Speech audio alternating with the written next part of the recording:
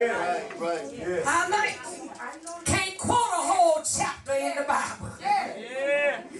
But what I can say is His word is a lamp unto my feet and a light unto my pathway. When it's dark and I don't know what to do, I can grab this word and say, show me. God, let me turn to the scripture that gives me the answer for my situation. Hallelujah. I might not know how to quote it all, but I know the writer. And the writer knows what was written. So I just go to the writer. I'm telling you, and I cannot remember all the time. The book can tell you the number, and that's why I go through the teaching process. But it's in there. Yes, it is. I don't know if you understand. I do. And I can get that recall when needed. It's like instant recall. It comes up. Might not be with the number. And then when I understood that it wasn't written like this in the beginning, it was just all one pimp, I said, okay, I got it now. I know the writer, and he knows what's written. And so when I can't find what's written, I go to the writer and say, where did you put this? And then I open what's written and come to what I need for my life. That's how you learn to persevere. So you don't let nobody back you down. Why you going to that church for? You doing over there with that woman pastor. God ain't calling no one to preach. You don't even entertain that. You agree with them. You say you are absolutely right. God never called a woman to preach. That's right. That's right. He uses the Holy Ghost. That's in the body of a woman. So I'm not following a woman. That's right. I'm following the Holy Ghost, who happens to be manifesting Himself. That's right. That's right.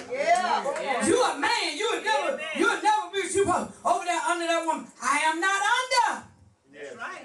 a woman. Yes. The Bible says Christ is the head of every man. Oh, yeah. So I am under Christ. I'm not under a woman. A woman is for my glory. Right. So look at you, men in this ministry. You've been blessed to have double glory.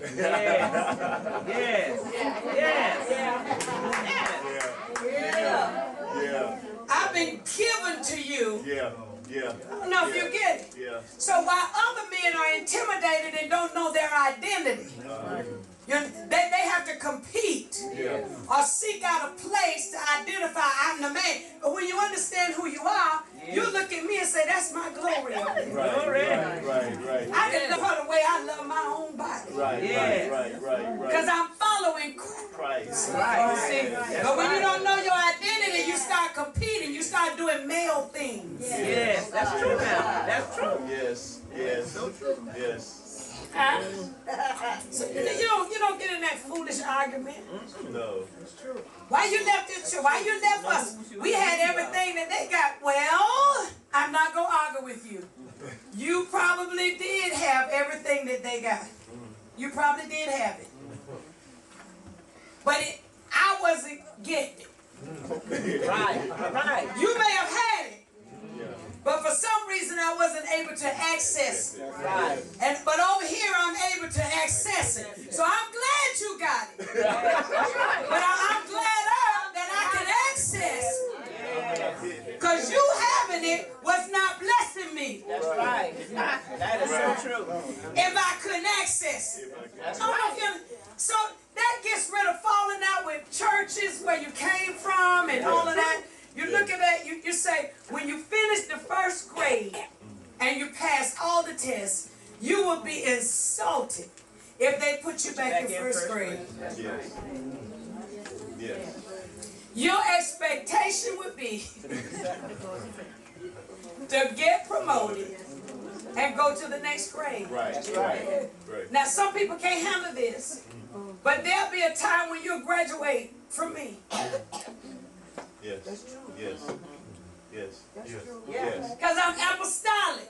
And only those that are assigned to build this vision will stay. But others will have to go Yes. to the next grade. Yes. Yes. That's true. Thank you for watching Empowering the Harvest with Dr. Diane Clark. We hope you found today's broadcast both enlightening and informative. If you would like more information on today's broadcast, write, call, or visit our website at kingdomlifejacks.org.